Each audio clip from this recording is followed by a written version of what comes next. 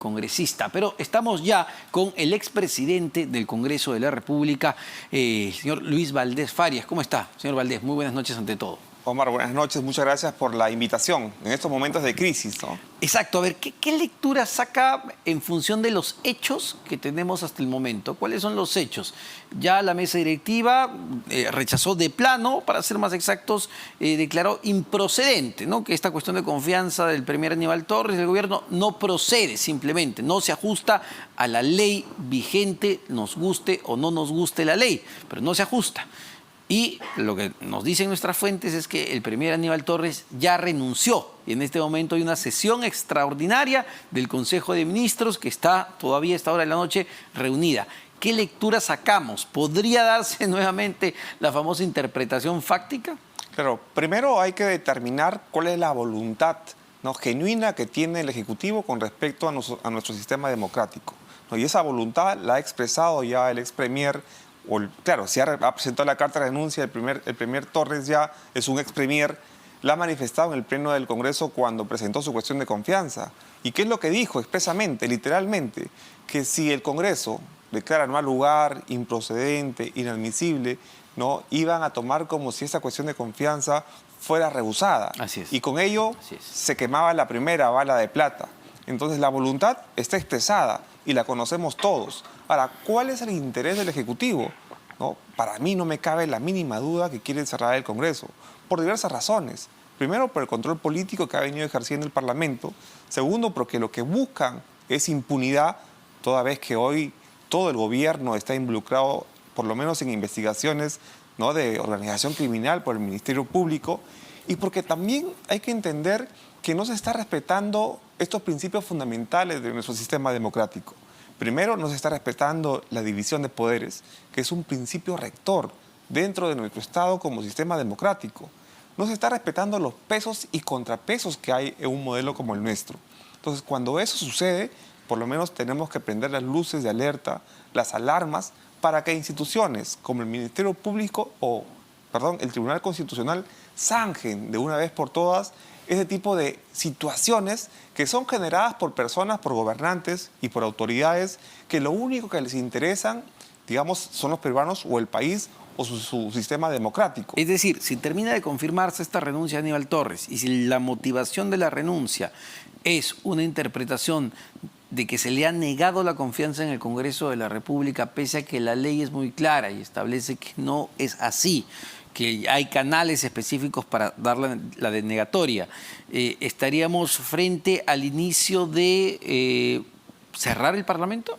Por supuesto, pero de una manera arbitraria e inconstitucional. En otras palabras, un golpe de Estado. Porque como tú bien lo manifiestas, la Constitución y la ley hoy establecen que no existe denegatoria fáctica. Y por una sencilla razón, y de repente me explayo más de lo que se ha debatido en los últimos años con respecto a la denegatoria fáctica. Nuestro modelo jurídico, ¿no?, exige que la manifestación de voluntad de los entes públicos se basen sobre la base de un principio que es la legalidad. Y además de la legalidad, la literalidad. Y es lo que no tenemos. Ni en la Constitución, ni en la ley se ha regulado una denegatoria de esta naturaleza. Por consiguiente, cualquier tipo de interpretación orientada, digamos, a una denegatoria fáctica constituye un atropello a nuestro sistema democrático, a nuestro sistema de derecho. Esas construcciones fantasiosas, ¿no?, de querer someter a un poder del Estado, a un poder público, como es el Congreso de la República, sobre la base de la fantasía, es arbitrario, ¿no? Y por eso que yo participo que esto sería un golpe de Estado y sobre todo que nosotros como peruanos tenemos que motivar que también se active otro principio rector dentro de nuestro sistema democrático, que son los pesos y contrapesos. Hoy tenemos a un Tribunal Constitucional que tiene que pronunciarse para interpretar, y esa es su función, a la Constitución y sobre todo al legislador constitucional. Pero voy más allá. El Ministerio Público también tiene un rol dentro de estos principios de los pesos y contrapesos. ¿Por qué? Porque el artículo 117 también sanciona al presidente de la República que intente, digamos, impedir el funcionamiento del Parlamento. Y es una responsabilidad que por lo menos las instituciones hoy tienen que ponerlos en la mesa en el debate público. Es decir, es un punto interesante que no se había tratado. Es decir, si insisten con más arremetidas, dan una interpretación fáctica de negatoria, continúan las arremetidas de cuestiones de confianza y lo que se busca es cerrar el Congreso, se estaría ahí sí el presidente incurriendo en claramente una de las causales que establece el artículo 117 de la Constitución, que es impedir el funcionamiento del Parlamento. Por supuesto, sobre la base de buscar la impunidad, pero además no someterse a un control político que en todo Estado democrático, ¿no?, y actual, moderno, ¿no?, tiene que darse, porque de lo contrario seríamos sometidos por la corrupción. Hemos visto lo que ha pasado en Petroperú, nos han vendido los puestos, digamos, de dirección. Hemos visto lo que ha pasado con el ministro Silva en Transportes.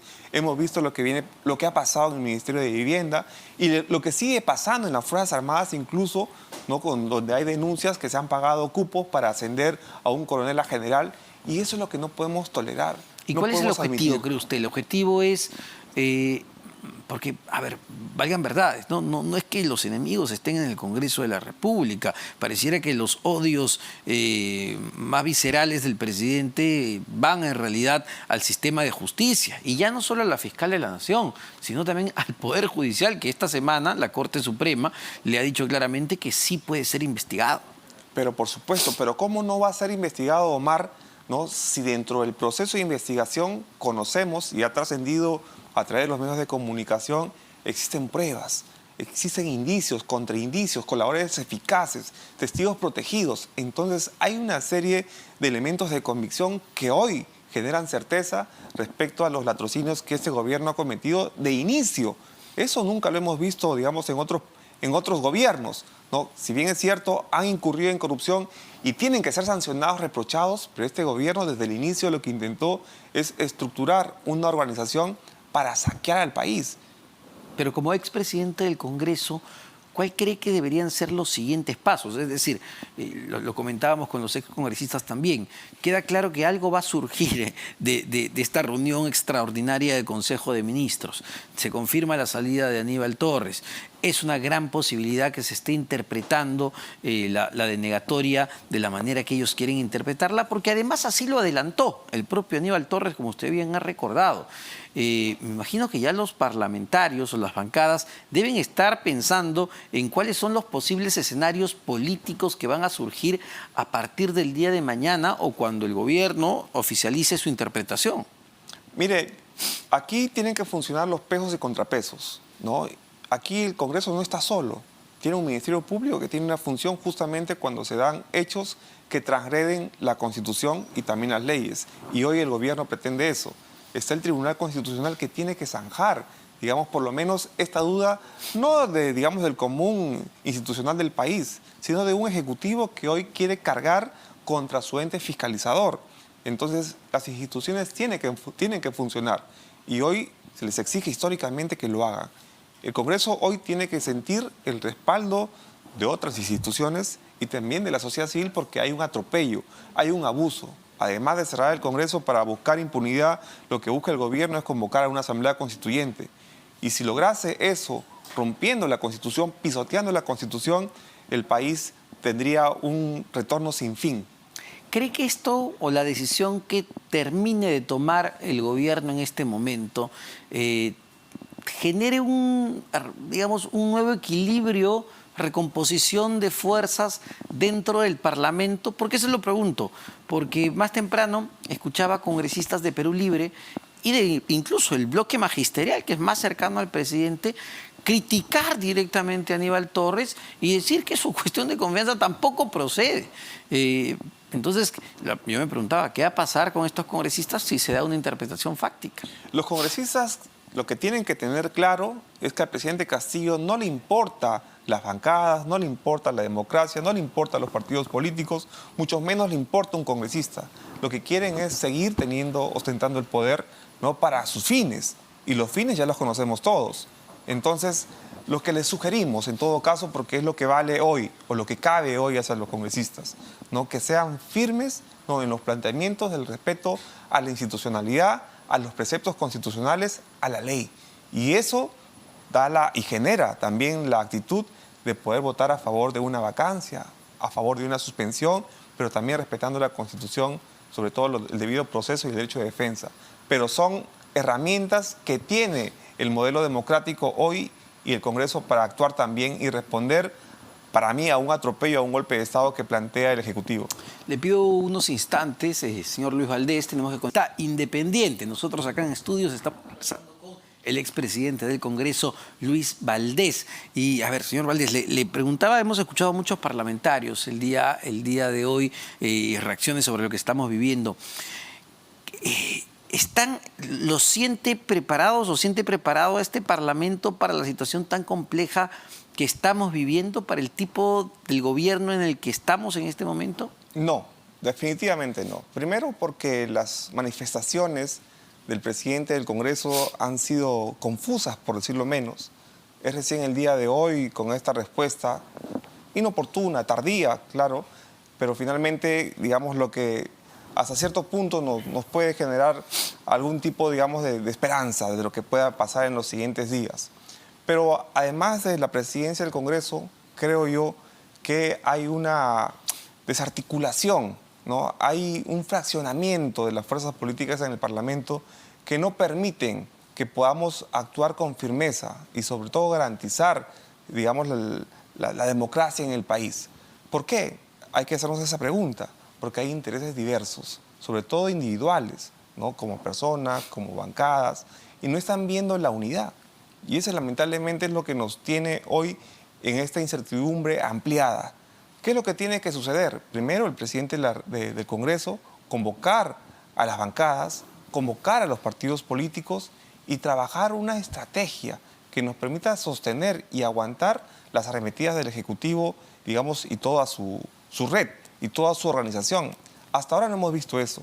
No vemos a un presidente del Congreso que articule con otras instituciones, ¿no? Y eso es lo que necesitamos hoy, porque si no articula con otras instituciones, no genera consensos, no abre las puertas, no convoca, entonces lamentablemente vamos a vivir todavía en esta incertidumbre y generando desesperanza en los peruanos que hoy están sufriendo. Esa paralización casi generalizada en el país, digamos, esto es lo que estamos teniendo como consecuencia de la desarticulación, ¿no? Y no trabajar de manera estratégica. Bueno, pero justamente no surgen tampoco liderazgos sobresalientes dentro del Congreso de la República. Hay figuras, sí, pero ya muchas de esas figuras han terminado siendo congresistas independientes, que no quieren estar en una bancada en particular. Vemos cómo las bancadas, la propia Alianza para el Progreso, cómo ha terminado fraccionándose. El propio hermano de César Acuña salió de la bancada. Es decir, todo eso termina pues pasando factura de alguna manera, ¿no? Claro que sí, pero la firmeza es lo que no debemos perder. Por eso nuestro pedido al presidente del Congreso es que convoque a las bancadas, que hagan una agenda país desde el Parlamento, que convoque a los líderes de los partidos políticos que tienen algo que aportar. En momentos de crisis, Omar, es cuando más unidos tenemos que estar. Y el Parlamento no ha sido, digamos, reconocido por ello, por lo menos en los últimos tiempos. Esperemos que esta decisión que ha tomado el presidente Williams, a quien respaldamos, ¿no? Esperamos que pueda cambiar ese panorama político del país. De lo contrario, seguiremos dando bote tras bote y privilegiando intereses particulares de los parlamentarios, ¿no? Y de ciertas bancadas. Congresista, perdón, expresidente del Congreso, le pido unos instantes, vamos a hacer una rápida pausa, venimos para seguir conversando, a ver, de la crisis política y sobre todo de la expectativa que hay en este momento de la decisión que se tome o lo que se comunique en Palacio de Gobierno. ¿Qué significa esta eventual renuncia del presidente del Consejo de Ministros, Aníbal Torres? Renuncia porque está cansado, renuncia porque está desgastado, ya había renunciado en el pasado, hay que recordarlo, y luego se tiró para atrás, el presidente Castillo le pidió que se quede, o está renunciando porque están interpretando de manera fáctica que se les ha negado la confianza. Venimos con eso. Dejo extraordinario y estamos con Luis Valdés, expresidente del Congreso. A ver, más preguntas, porque si yo voy a interpretar el rechazo, la no procedencia de esta cuestión de confianza, pues también soy un poco rápido al momento de decir cuál es la posición del Ejecutivo, pero se han ido muy discretamente, sin decir absolutamente nada. ¿Cómo interpretamos esto recordando lo que pasó con el Congreso anterior, cuando Martín Vizcarra cerró el Congreso? Es decir, todo se dio de manera muy rápida porque era importante en cuestión de tiempos quién tomaba primero, digamos, de alguna manera las acciones. ¿Cómo interpretamos esto en este momento? Mira, Omar, nosotros hemos postulado desde el inicio que se presentó la cuestión de confianza que era inconstitucional.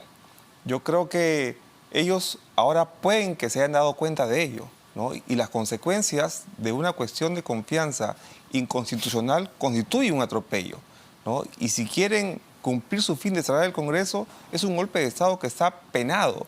No creo yo que hayan congresistas con un mínimo criterio que quieran pasar del gabinete a la cárcel, ¿no? Y militares y policías tampoco. Creo que la experiencia del año 92 ¿no? Nos ha enseñado mucho. Y creo que en este momento donde vemos que cada uno se va, se retira a sus domicilios, es una manifestación también de que asumen su error, ¿no? Es un error político, y el error político de esta magnitud, de esta naturaleza de generar zozobra, no solamente en la población, sino también en los mercados. Hoy una economía bastante débil después de todas esas malas decisiones del Ejecutivo, del Presidente de la República, tiene que llevarnos también a una decisión desde el Ejecutivo que es cambiar, reestructurar a su gabinete, mientras buscamos una salida a la crisis. Y la crisis, para salir de esta crisis hay varios caminos.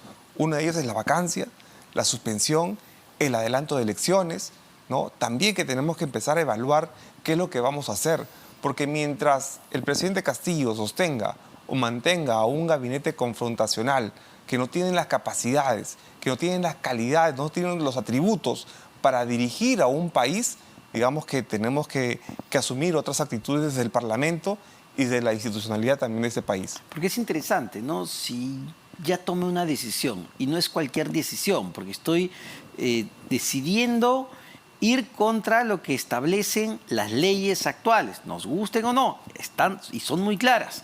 Lo que ha sido ratificado por el Tribunal Constitucional, y decido hacer mi interpretación fáctica, bueno, tengo que salir a comunicarlo.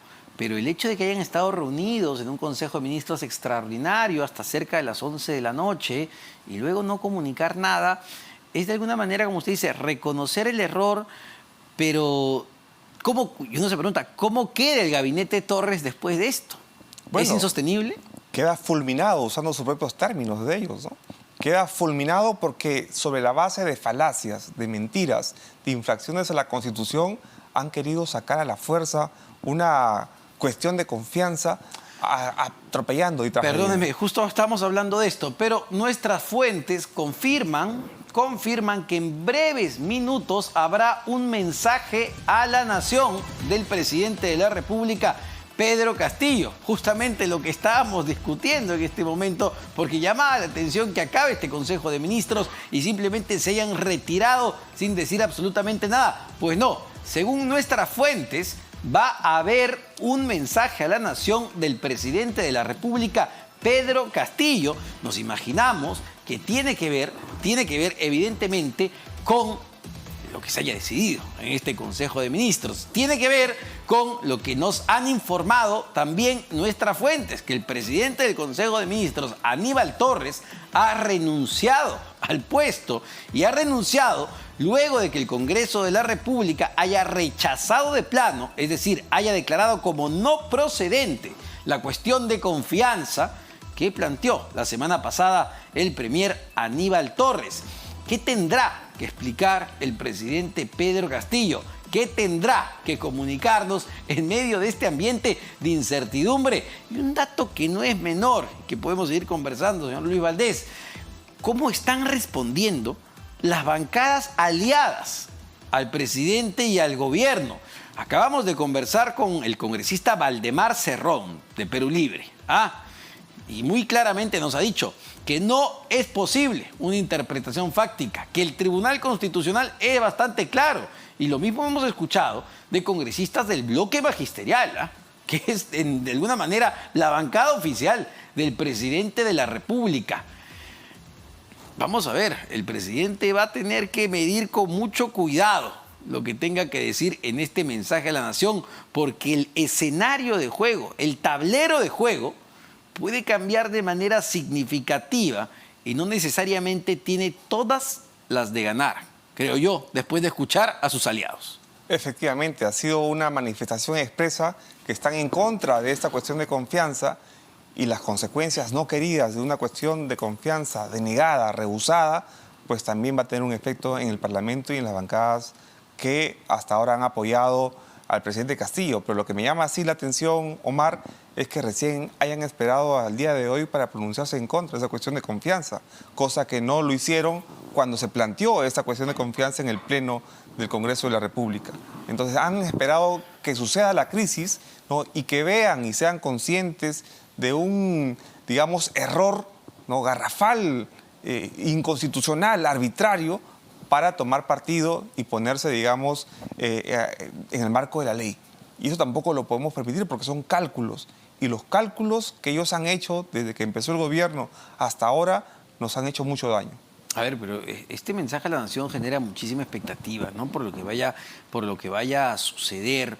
Y la respuesta nuevamente del Congreso también tiene que ser muy rápida, inmediata, muy concreta, pero ahí entramos a un problema también grave, que es la desarticulación, pues, entre las diferentes fuerzas políticas. Y efectivamente, son 130 voces, son 130 cabezas.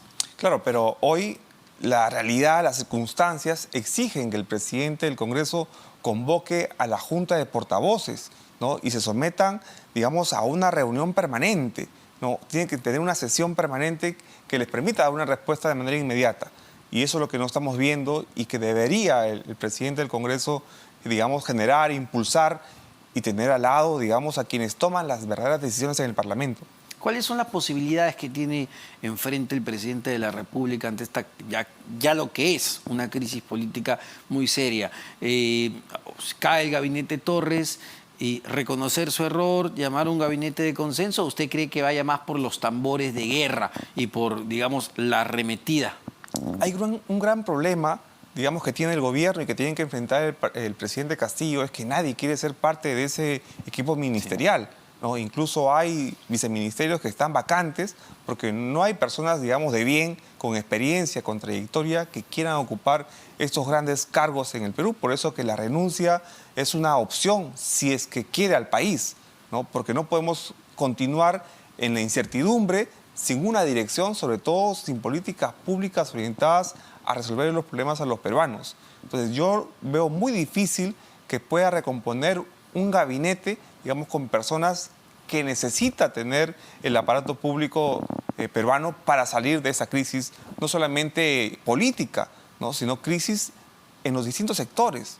En el sector de educación, mira cómo está la salud, cómo está la economía, la infraestructura, ¿no? el trabajo en el país. Hemos perdido más de 500.000 puestos de trabajo en los últimos 6 meses y eso se tiene que revertir.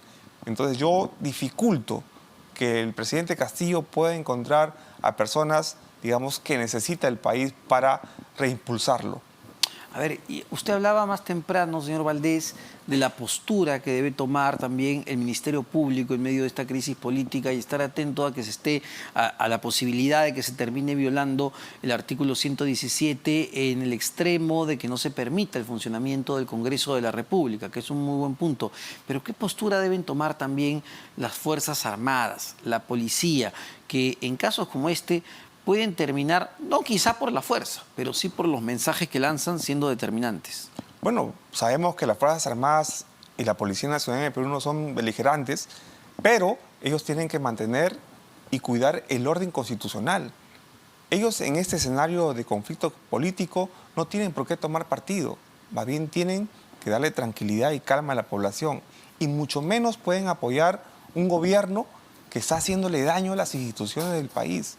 Entonces, nuestro llamado y nuestro pedido al Parlamento, primero, que convoque a su Junta de Portavoces, sobre todo en estos momentos, para que puedan actuar de manera oportuna e inmediata frente a cualquier atropello que el presidente quiera darle a la institucionalidad del país. Y para finalizar, lamentablemente el tiempo ya nos ha ganado, hemos conversado de manera distendida y vaya que hay muchísimo que conversar todavía sobre lo que viene ocurriendo, pero creo que es muy importante también comunicarnos con la población, ¿no? Que muchas veces se está en medio de todo esto. Y por eso insistía con esta pregunta a varios congresistas de las paralizaciones, el incremento de precios, esto que la gente del día a día está viviendo y sintiendo. ¿Cómo como ciudadanos tomar una eventual mayor agudización de esta crisis política? Bueno, hoy los peruanos estamos llamados a poner el hombro y empujar, a intentar empujar este país, porque ya vemos que ha pasado un año de gobierno y todo lo que hemos visto, digamos, es desesperanza, es abandono, es inercia. Ya quedan 3 años, porque el último año ya es electoral, y vemos que tampoco hay horizonte claro. Entonces los peruanos debemos seguir esforzándonos, trabajando y sacando adelante este país, cosa que no han hecho los gobernantes por lo menos de los últimos años. Muchísimas gracias, señor José, Luis muchas gracias. Valdés, expresidente del Congreso de la República, actual secretario general de Alianza para el Progreso, además una bancada representada en el Parlamento en este momento y que tendrá junto con las otras bancadas y los otros congresistas tomar decisiones importantes.